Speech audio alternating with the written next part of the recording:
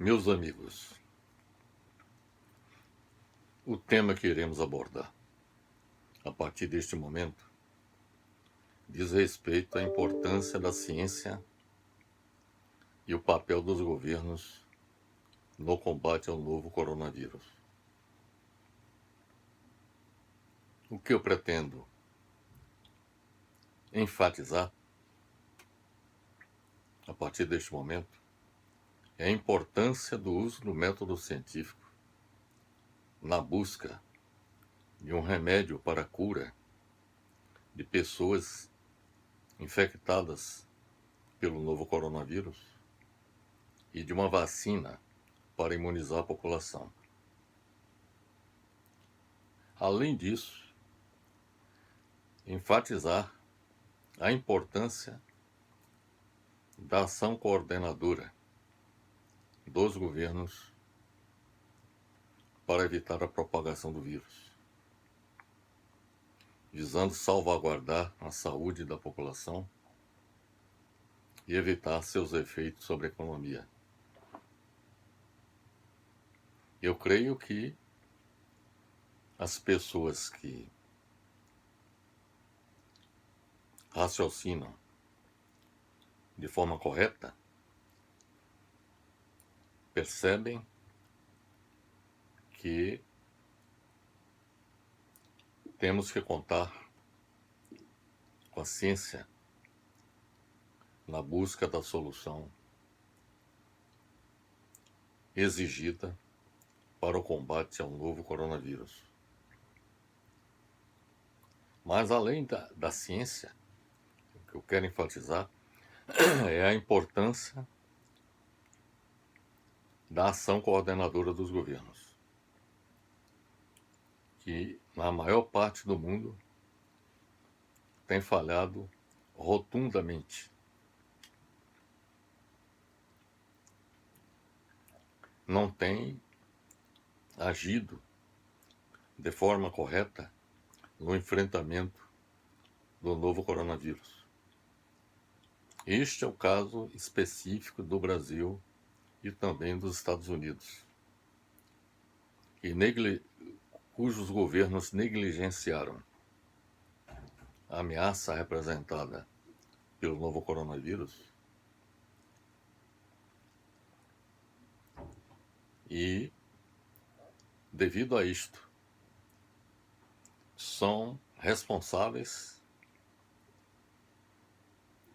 pela quantidade de pessoas contaminadas pelo vírus e de pessoas mortas em todo o mundo. Não é por acaso que os Estados Unidos e o Brasil lideram as estatísticas mundiais com relação ao número de infectados e de mortos pelo novo coronavírus. Isso tem muito a ver com a falta da ação coordenadora desses governos, que além de não coordenar as ações visando o combate ao novo coronavírus, nos seus devidos termos, também são negacionistas da ciência.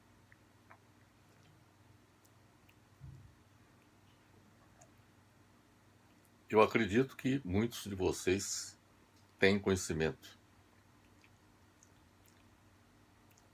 de diversos posts que foram publicados nas redes sociais tentando demonstrar que a cloroquina e a hidroxicloroquina, além de outros medicamentos,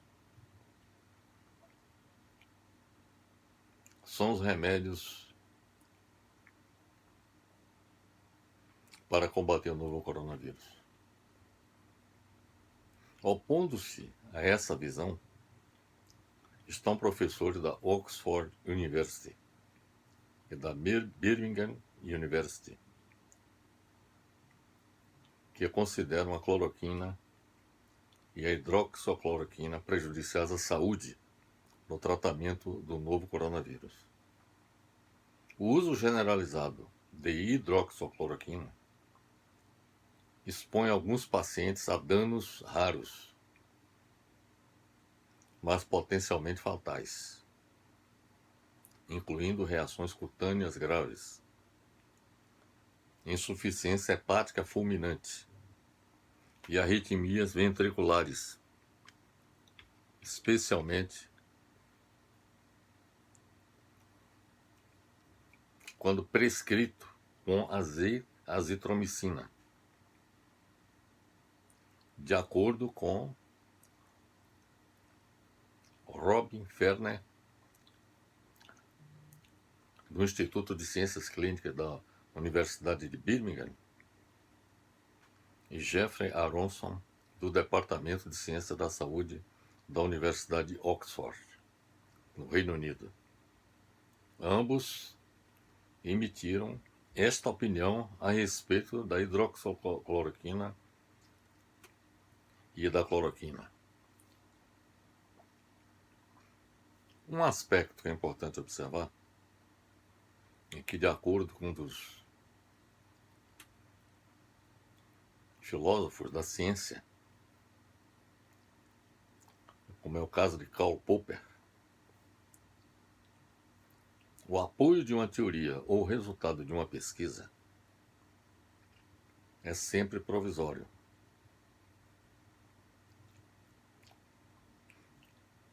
Isso se aplica a qualquer área de conhecimento.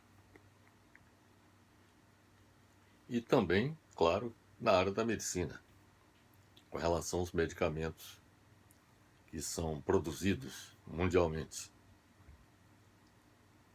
Então, o resultado de uma pesquisa é sempre provisório, pois suas conclusões devem sempre ser testadas empiricamente, ou seja, na prática, em outros lugares, por cientistas qualificados.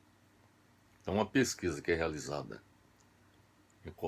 na Inglaterra, por exemplo, ela tem que ser reproduzida em outras partes do mundo.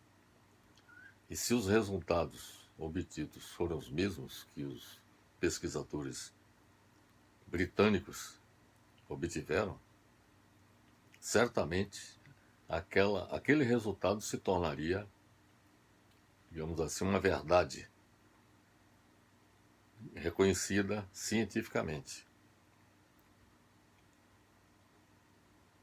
Isso terá que ser feito tanto para a hidroxicloroquina quanto para qualquer medicamento, para que possam ser considerados como uma solução para a cura de pacientes. Isto não está sendo comprovado. Essa é a razão pela qual esses dois grandes pesquisadores dessas duas grandes universidades britânicas emitiram essa opinião a respeito da cloroquina e da hidroxicloroquina. Eles testaram e constataram que esses medicamentos produziam aqueles malefícios sobre as pessoas.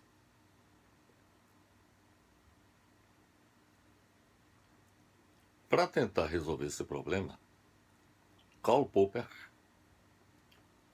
estabeleceu o que ele mesmo chama de método dedutivo de teste. Segundo ele, para testar uma teoria ou resultado de pesquisa com hidroxicloroquina ou qualquer medicamento, pode-se utilizar um método que ele propõe, de 4 etapas. A primeira etapa ele chama de testes internos, que consiste em realizar testes para saber se a teoria é de fato uma teoria empírica ou científica ou meramente tautologia, ou seja, uma proposição analítica que sempre permanece verdadeira, já que o atributo é uma repetição do sujeito. Em outras palavras, ele afirma que é preciso que sejam feitos testes internos, que consistem em testar para saber se a teoria de fato, para buscar saber se há coerência das conclusões extraídas e se de fato ela corresponde àquilo que o enunciado, aquilo que se deseja alcançar, estabelece. Então, buscam a coerência das conclusões extraídas a partir do enunciado, ou seja, o medicamento. A questão é o seguinte: buscar a conclusão das conclusões extraídas. O medicamento cura efetivamente a doença? A resposta pode ser positiva ou negativa. Ela produz efeitos colaterais prejudiciais às pessoas que utilizam aquele medicamento? Sim ou não? Então, são perguntas como estas, através dos testes internos, que o cientista busca respostas para as questões que sejam colocadas. O segundo é o teste de forma, em que consiste em testar para saber se a teoria de fato é uma teoria empírica ou científica ou meramente tautologia, ou seja, uma proposição analítica que sempre permanece verdadeira, já que o atributo é uma repetição do sujeito. Nesse caso, no teste de forma, o que se busca é saber se essa teoria, ou se aquele resultado da pesquisa é de fato uma teoria empírica ou científica, ou se é uma mera proposição analítica que sempre permanece verdadeira, já que o atributo é uma repetição do sujeito. O terceiro, a terceira etapa de teste, proposta por Karl Popper, é o teste de inovação, para verificar se a teoria realmente é nova, ou se já está compreendida por outras existentes no sistema. Ou seja, se aquele medicamento, se alguém, por exemplo, já desenvolveu, já provou que aquele medicamento atende àquele objetivo que se busca alcançar. E, finalmente, testes empíricos, que seria a verificação da aplicabilidade das conclusões extraídas da nova teoria. Ou seja, da pesquisa realizada, empiricamente, procura verificar a aplicabilidade das conclusões extraídas daquela pesquisa. E quando se fala em aplicabilidade, é verificar, no caso específico, por exemplo, de um medicamento, se esse medicamento atinge o objetivo desejado, ou se não alcança, e se apresenta, digamos assim, problemas, efeitos colaterais, vamos dizer assim, da sua utilização. Isso também terá que ser apresentado. Então, essa questão se aplica não só à questão da busca de um medicamento para a cura de qualquer doença, mas também para uma vacina. Porque a vacina, ela, além de buscar a cura, ou melhor, prevenir as pessoas daquela doença, ela também não deve provocar efeitos colaterais indesejáveis para a saúde do indivíduo. Karl Popper diz que uma teoria ou resultado de pesquisa será mais válido quanto mais falseável, ou seja, quanto mais houver possibilidades de ser falsificado, e mesmo assim continua respondendo a problemas científicos. Ou seja, no caso específico de uma pesquisa sobre um determinado medicamento, o que se procura, além de identificar a eficácia e a segurança no uso daquele medicamento, ou de uma vacina, se procura também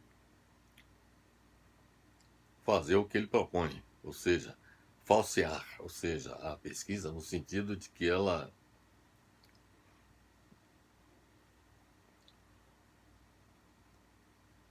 sendo falsificada, vamos dizer assim, mesmo com alterações, vamos dizer assim, na sua formulação, ela ainda responde aos problemas científicos colocados, como, por exemplo, resolver um determinado problema médico. Uma vez propostas, as teorias especulativas terão que ser provadas rigorosa e implacavelmente por observação e experimentação. As teorias não excedem as evidências observáveis. E experimentais devem ser eliminadas e substituídas por outras conjecturas especulativas. Repetindo, as teorias que não excedem, que não ultrapassam as evidências observáveis e experimentais devem ser eliminadas e substituídas por outras conjecturas especulativas. É importante notar que o método científico diz respeito a um conjunto de regras básicas de como o procedimento deve ser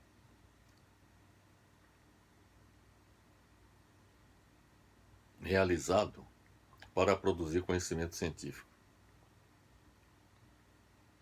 Seja um conhecimento novo, uma correção ou um aumento de conhecimento previamente existente. Na maioria das disciplinas científicas, o método científico consiste em juntar evidências empíricas, verificáveis, baseadas na observação sistemática e controlada, geralmente resultantes de experiências ou pesquisas de laboratório, e analisá-las com o uso da lógica. O método científico nada mais é do que a lógica aplicada à ciência. Portanto, o resultado da pesquisa só pode ser considerado uma demonstração da eficácia no combate ao novo coronavírus se ele se repetir em outros locais e atingir o mesmo resultado com a utilização do método científico. Para descrever uma lei da natureza, por exemplo, uma lei da natureza significa também afirmar que um medicamento cura uma determinada doença. Isso passaria a ser uma lei da natureza. Como é uma lei da natureza, por exemplo, como os povos primitivos se utilizavam de plantas, chamadas plantas medicinais, e que curavam de muitas de suas doenças naquelas épocas primitivas, e que ainda hoje são utilizadas por muitos povos, inclusive no Brasil, o uso de plantas medicinais, sobretudo os povos indígenas, por exemplo. Mas o que eu quero dizer é que na medida em que essas plantas medicinais elas também servem para a cura de um determinado problema de saúde, e essa planta medicinal ela passa a ser uma lei da natureza, que é a própria natureza que oferece resposta para a solução de um determinado problema.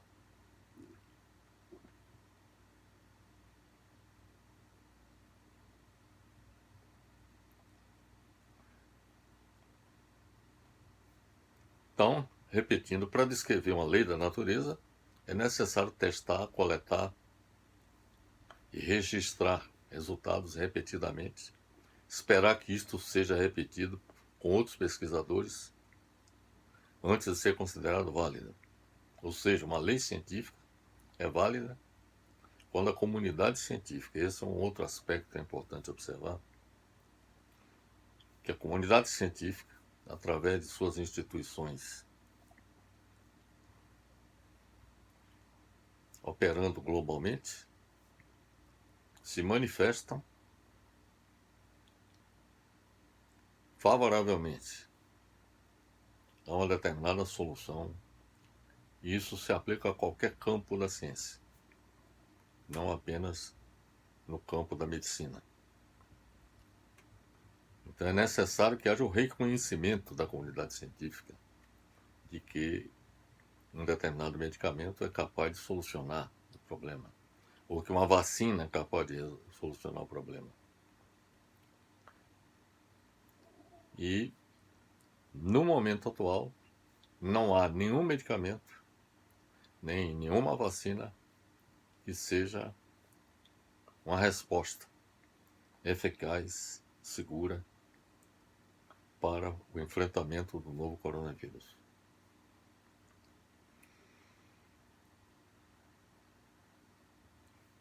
E, em suma, uma lei científica é válida quando a comunidade científica é fundada em experiências particulares colhe repetidamente resultados semelhantes ou supostamente iguais. O que acabamos de expor representa uma resposta aos negacionistas da ciência, como é o caso de Donald Trump, dos Estados Unidos, Jair Bolsonaro, no Brasil, entre outros governantes, e seus seguidores, que insistem em se posicionar contra as medidas baseadas na ciência para o combate ao novo coronavírus, e ambos, por sinal, chegaram a defender a cloroquina e a hidroxicloroquina como solução para a cura das pessoas no combate ao novo coronavírus. Por adotar esta posição negacionista da ciência, ambos os governantes dos Estados Unidos e do Brasil são responsáveis pela liderança de ambos os países nas estatísticas mundiais de infectados e mortos pelo novo coronavírus, pelo fato de não terem desenvolvido ação coordenadora de seus governos visando o combate ao novo coronavírus.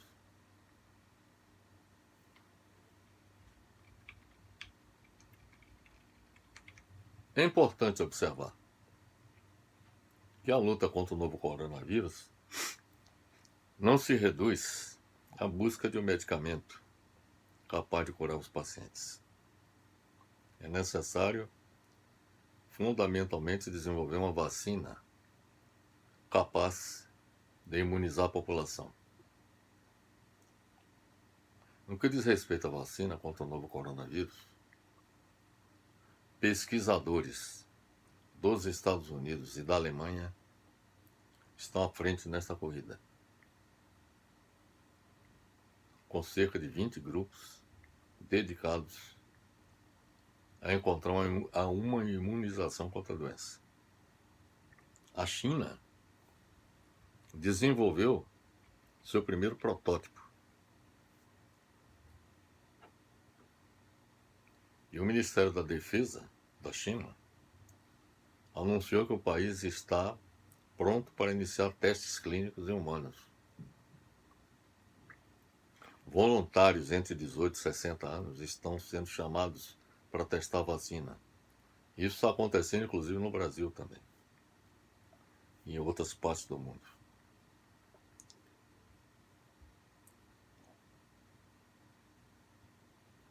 Os Estados Unidos, que iniciaram a primeira fase de seus testes clínicos no dia anterior ao anúncio chinês, também buscam uma solução rápida, eficaz e segura. O problema da vacina, porém, não termina com a descoberta. É necessária a realização de testes em seres humanos com base no método científico, para avaliar sua segurança e sua eficácia na prevenção da doença. Uma vacina só deve ser adotada após ser testada repetidamente, com coleta e registro dos resultados, aguardando a repetição com vários outros pesquisadores antes de ser considerada válida. Só então pode ser produzida em grande escala e distribuída a milhões de pessoas. Um aspecto que é importante observar é que, apesar do otimismo de muita gente com relação à possibilidade de que já se dispõe de uma vacina a partir do início de 2021, é necessário que todos nós tenhamos muita cautela com relação à utilização da vacina. Temos que ter garantia da eficácia e da segurança na utilização de qualquer vacina que esteja sendo colocada. É preciso, portanto, muita cautela com relação a isso. Ressalte que a busca por um método científico adequado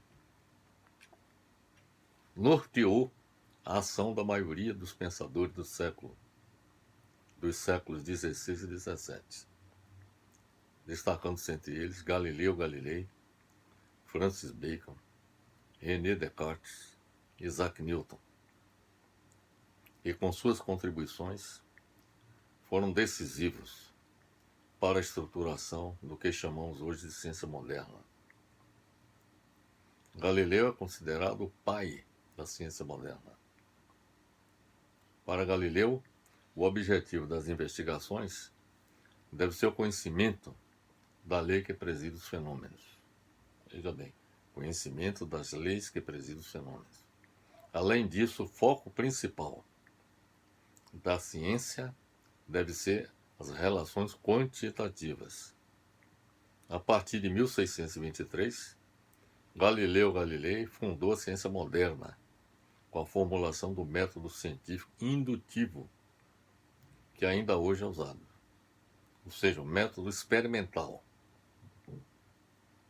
que, sendo repetido inúmeras vezes e produzindo os mesmos resultados, no final se tornaria uma lei a ser aceita por toda a comunidade científica. O método de Galileu é conhecido como indução experimental. Com Galileu, o estudo da natureza teve uma abordagem diferente da de Aristóteles, o grande filósofo grego, porque a partir de Galilei a ciência se tornou mais experimental do que especulativa, que era a característica da abordagem de Aristóteles. Com o estabelecimento do método científico, o paradigma aristotélico que prevaleceu até então foi quebrado, que era baseado fundamentalmente na especulação.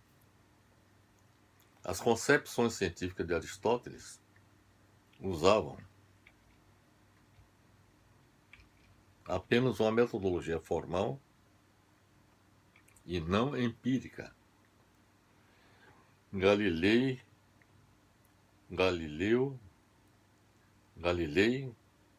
foi o primeiro teórico do método experimental. Pode-se dizer que o resultado de toda e qualquer pesquisa, seja ela de um medicamento, ou seja, de qualquer pesquisa na área, por exemplo, de energia nuclear, ou na área de física de partículas, por exemplo, elementares, o resultado de toda e qualquer pesquisa é provisório, uma vez que suas conclusões precisam ser testadas empiricamente em outro lugar por cientistas qualificados, para garantir sua validade. A ciência progride por meio de tentativa e erro, conjectura e refutação, de acordo com Karl Popper, aquele filósofo da ciência que eu há pouco lhes falei. O método da ciência é o método de conjecturas ousadas e engenhosas, seguidas de tentativas rigorosas de prová-las. A verdade é o objetivo genuíno da pesquisa científica. Não pode ser um mero palpite de A, de B ou de C. A verdade é uma interpretação da realidade, confirmada por outros seres humanos e confirmada por equações matemáticas formando um modelo capaz de prever eventos futuros nas mesmas coordenadas. Para o grande físico Leibniz, seria necessário distinguir dois tipos de verdades. De um lado, as verdades da razão, e de outro, as verdades de fato. As verdades de razão enunciam que uma coisa necessariamente e universalmente não podendo ser diferente do que é, tal como as ideias matemáticas, sendo inatas. Ninguém hoje pode contestar que a teoria de Pitágoras, de que a soma do quadrado dos catetos é igual ao quadrado da hipotenusa.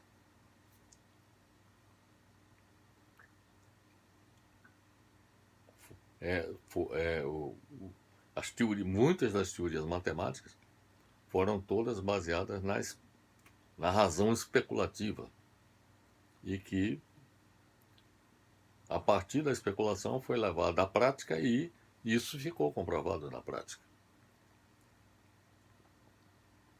Então, as leis matemáticas, elas surgiram, digamos assim, da razão,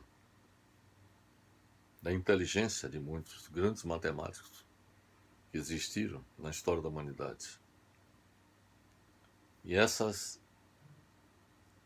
leis, eu diria o seguinte, essas formulações se transformaram em leis exatamente porque a prática demonstrou que essas leis matemáticas eram verdadeiras. Então, o Leibniz afirma que as verdades de razão enunciam que uma coisa necessariamente e universalmente não podendo ser diferente do que é, tal como as ideias matemáticas, sendo inatas. As verdades de fato, ao contrário, são aquelas que dependem da experiência. Então, tem verdades que são produto da especulação, mas que para se tornarem, na realidade, verdade, elas têm que passar pela prática, pelo exercício da prática. Já existem outras verdades que surgem da prática, a partir da prática. Então, por exemplo, um medicamento. É comprovado que ele cura a partir da prática, da experimentação. Então, são dois enfoques: as verdades da razão e as verdades de fato. As verdades de fato, ao contrário das verdades da razão, são aquelas que dependem da experiência. Expressão de ideias obtidas através das sensações, percepção e memória, sendo, portanto, empíricas. Segundo Leibniz, a relação entre verdade de razão e de fato, julgadas pela racionalização das informações, permite conhecer a realidade. E a humanidade tem evoluído graças exatamente a essas duas verdades que foram produzidas ao longo da história: as verdades de razão e as verdades de fato. Bem, pelo que nós acabamos de expor, podemos concluir que a luta do novo coronavírus não se reduz à busca de um medicamento capaz de curar os pacientes e no desenvolvimento de uma vacina capaz de imunizar a população com base no método científico, para avaliar sua segurança e eficácia, respectivamente na cura e na prevenção da doença. É necessário também que os governos desenvolvam ação coordenadora com a adoção de medidas de saúde pública para evitar a propagação do vírus, além de planejar a economia para adequá-la à nova situação imposta pela pandemia do novo coronavírus. Sobre a questão dos governos adequar a economia à nova situação, este tipo de procedimento não foi adotado por grande parte dos governos em todo o mundo. Houve a tentativa de tentar manter a todo custo o modus operandi da sociedade, ou seja, o modus operandi da economia que existia antes da pandemia. Um dos papas, vamos dizer assim, da administração, chamado Paul Suisse, já falecido, ele dizia o seguinte, ele escreveu um livro, O Gerente Eficaz. E nesse livro ele deixa bastante claro, caracterizando exatamente o que é, quando é que um gerente é eficaz. Um gerente eficaz é aquele que procura adequar a organização de uma empresa ou de um governo às mutações que acontecem no ambiente em que nós vivemos. O gerente se torna eficaz, uma das características do gerente eficaz é exatamente esta: a capacidade de se ajustar às mutações que aconteçam no ambiente econômico, a fim de garantir o adequado desempenho da empresa ou de um governo. Isso não aconteceu em boa parte dos países do mundo, sobretudo nos Estados Unidos e no Brasil. E uma das razões das estatísticas de mortos e de infectados nos Estados Unidos e no Brasil, como também na Índia, como ocorreu na Itália também, houve uma tentativa de manter a economia funcionando e as pessoas circulando sem que os governos adotassem as medidas necessárias para fazer frente ao novo coronavírus. E as consequências foram, digamos assim, devastadoras. Nos Estados Unidos, nós já temos mais de 200 mil mortos. No Brasil, nós já ultrapassamos 160 mil. E a responsabilidade dessas mortes cabe aos governos que foram incompetentes no enfrentamento do novo coronavírus, que tentaram manter suas economias funcionando sem levar em conta o risco que isso representava para toda a população. Portanto, a luta contra o coronavírus não se reduz apenas à busca de um medicamento capaz de curar os pacientes e o desenvolvimento de uma vacina capaz de imunizar a população. É necessário também que os governos atuem no sentido de adotar medidas de saúde pública para evitar a propagação do vírus, além de planejar a economia para adequá-la à nova situação imposta pela pandemia do novo coronavírus. Lamentavelmente, enquanto as instituições científicas trabalhavam e ainda trabalham na busca de uma vacina para imunizar a população e de medicamentos capazes de curar as pessoas infectadas pelo novo coronavírus, os governos dos Estados Unidos e do Brasil, entre outros, inclusive a França e a própria Alemanha, que abriram suas economias e estão obrigadas a promoverem o lockdown com confinamento total da população, simplesmente porque os indicadores de infectados e de mortos voltaram a crescer. O que eles denominam segunda onda, quando na realidade essa segunda onda é resultante da incompetência desses governos no sentido de planejarem não só saúde pública, como também as suas economias, visando o enfrentamento da pandemia do novo coronavírus. Então, como eu disse, enquanto as instituições científicas trabalhavam e ainda trabalham na busca de uma vacina para imunizar a população e de medicamentos capazes de curar as pessoas infectadas, os governos dos Estados Unidos e do Brasil, entre outros, não elaboraram planos de combate ao novo coronavírus, nem de adequação de suas economias à situação criada pela pandemia, com base nos quais deveriam desenvolver sua ação coordenadora. E você não pode coordenar, naturalmente, sem ter um plano concreto de ação. Então, como eu disse, deveria ter plano de combate ao novo coronavírus, no sentido de adequação do seu sistema de saúde, mas também de adequação de suas economias à situação criada pela pandemia, com base nos quais deveriam desenvolver sua ação coordenadora no enfrentamento dos problemas de saúde pública e da economia. O resultado disso tudo tem sido os números devastadores de infectados e mortos pelo novo coronavírus.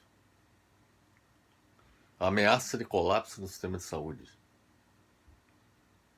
A queda vertiginosa da atividade econômica, com reflexos nefastos sobre o desemprego da população e a falência de inúmeras empresas. Isso aconteceu globalmente. E não é por acaso que a economia mundial apresenta, digamos assim, uma tendência à depressão econômica, que deve avançar simplesmente porque os governos têm sido incompetentes no sentido de planejarem suas economias, adequando-as à realidade imposta pela pandemia do novo coronavírus. A ação coordenadora dos governos competiria fundamentalmente na articulação com os diversos níveis de governo, federal, estadual e municipal, e com o setor privado, para impedir a propagação do vírus e minimizar os prejuízos da crise sanitária sobre a economia e sobre a população, com base em planos de saúde pública e econômica. Que no Brasil, lamentavelmente, nada disso aconteceu. O governo federal simplesmente se omitiu dessa tarefa, dessa responsabilidade. Um plano de saúde pública deveria ser voltado para a implementação de ações capazes de evitar o desastre humanitário que está ocorrendo, ao contribuir para realizar testes de toda a população. Essa ação, inclusive, foi bem sucedida em alguns países, como por exemplo a China e a Coreia do Sul, onde os índices de contaminados e de mortos foram os mais baixos registrados durante toda a pandemia do coronavírus. Simplesmente porque os governos testaram a sua população e, ao testar a população, identificando quem era portador do vírus, isolava essas pessoas do convívio com as outras, exatamente para evitar a propagação do vírus. E mantendo as outras pessoas saudáveis, desenvolvendo suas atividades. Claro que numa situação mais controlada e com os, digamos assim, as precauções exigidas, como por exemplo o distanciamento social, como por exemplo o uso de máscaras, etc. Então, além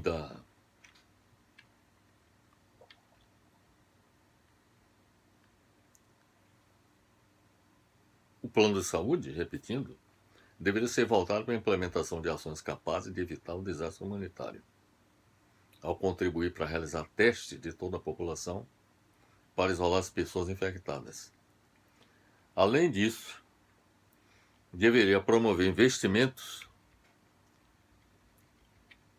visando a implantação de hospitais de campanha, onde fosse possível e necessário, a fim de recepcionar as pessoas, visando o seu atendimento e, a depender da gravidade da situação em que as pessoas se encontravam, se deslocar para hospitais já estruturados com UTIs e tudo mais. Deveria promover investimentos na implantação de hospitais de campanha, repito, também na produção de equipamentos hospitalares, que é um dos grandes problemas que ocorreram logo no início da pandemia, foi a falta de respiradores, por exemplo, e até de máscaras. E, lamentavelmente, países como o Brasil e até os Estados Unidos tiveram que importar equipamentos hospitalares e máscaras da China, que se tornou, digamos assim, um país provedor de todos esses equipamentos e materiais e insumos para o atendimento das necessidades de vários países. Então, além de promover investimento na implantação de hospitais de campanha, deveria promover investimento na produção de equipamentos hospitalares, e isso também faltou aqui no Brasil, de medicamentos e vacinas. Claro que houve algumas iniciativas, como é o caso do governo do estado de São Paulo e de alguns governos estaduais que se articularam com várias instituições internacionais visando o fornecimento de vacina para atender suas populações. Mas isso, por exemplo, não foi feito pelo governo federal. Esse é um aspecto lamentável também. Além dessas medidas, o governo deveria adotar o isolamento social e até mesmo o lockdown da população, ou seja, restrição absoluta das saídas da população para as ruas, para os locais de trabalho, em regiões críticas do país. Esta é a razão pela qual o Brasil e os Estados Unidos, por exemplo, atingiram níveis elevadíssimos. Porque o isolamento social que foi feito foi o chamado isolamento social meia-boca, né? Ou seja, só para inglês ver. Né? O plano econômico, por sua vez, deveria contemplar a adoção de medidas em benefício dos desempregados e das populações pobres, com a transferência de renda do governo para as famílias, e a suspensão de pagamento de impostos e concessão de empréstimos a juros baixos para as empresas, tendo como contrapartida não realizar demissões de empregados durante a pandemia. Seria uma maneira de evitar o aumento do número de desempregados, como, por exemplo, aconteceu no Brasil e também nos Estados Unidos. Houve a medida o auxílio emergencial, foi adotado inclusive nos Estados Unidos também, mas graças à pressão, inclusive, à ação do parlamento, que a ideia original aqui no Brasil do auxílio emergencial era de conceder uma ajuda de R$ 200, foi proposta pelo ministro Paulo Guedes. Mas depois o Congresso Nacional aumentou para 600. E agora o governo baixou para 300. E só vai pagar isso até o final do ano. E também a questão da suspensão do pagamento de impostos também, isso não aconteceu. E a concessão de empréstimos a juros baixos para as empresas também não aconteceu no nível que seria necessário. Este conjunto de medidas deveria ser mantido enquanto perdurar a pandemia, para não agravar as condições sociais da população, especialmente das mais vulneráveis, e as condições econômicas das micro, pequenas e médias empresas. Então, tanto a população como as empresas ficaram simplesmente sem a devida ação coordenadora, a devida ação do governo no sentido de protegê-las, de evitar que as populações mais pobres, sobretudo as mais vulneráveis, morressem de fome. E que muitas delas, inclusive, se arriscaram e muitas foram infectadas pelo coronavírus simplesmente porque tiveram que sair na luta pela sua sobrevivência.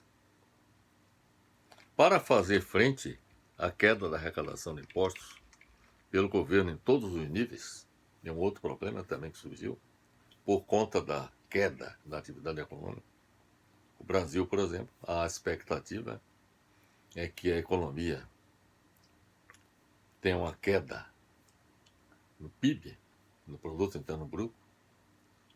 A expectativa de alguns é de menos 4%, quer dizer, uma queda de 4%, e outros atingir até 9%, como houve uma previsão do Banco Mundial alguns meses atrás, de que o Brasil teria uma queda de 9% no Produto Interno Bruto. Resultante da redução das atividades econômicas. Quer dizer, para fazer frente, e isso daí certamente cria um problema que é a queda na arrecadação de impostos pelo governo, devido à queda na atividade econômica. O governo central de cada país, como é o caso do Brasil, deveria destinar recursos no volume necessário para os governos regionais, ou seja, dos estados e locais, dos municípios, para esses fazerem frente aos problemas com o sistema de saúde e também os problemas sociais concernentes às populações mais vulneráveis enquanto perdurar a pandemia do novo coronavírus. É necessário que o governo, em todos os níveis, disponha dos recursos financeiros necessários ao cumprimento dos seus papéis neste momento crítico. Nada disso aconteceu nos Estados Unidos e no Brasil. Esta é a razão pela qual Donald Trump está ameaçado de não ser reeleito presidente da República. E eu espero que isso efetivamente aconteça, porque ele demonstrou, no enfrentamento do novo coronavírus, incompetência total, absoluta. E no Brasil também, que está seguindo o governo está seguindo os mesmos passos do governo norte-americano, a tendência também é de perder cada vez mais o respeito da população brasileira diante da sua ineficácia no combate ao novo coronavírus. Além de negacionistas da ciência, Trump e Bolsonaro foram e são incompetentes no combate ao novo coronavírus, porque não elaboraram planos de saúde pública, nem planos econômicos para lidar com o problema. Um fato evidente: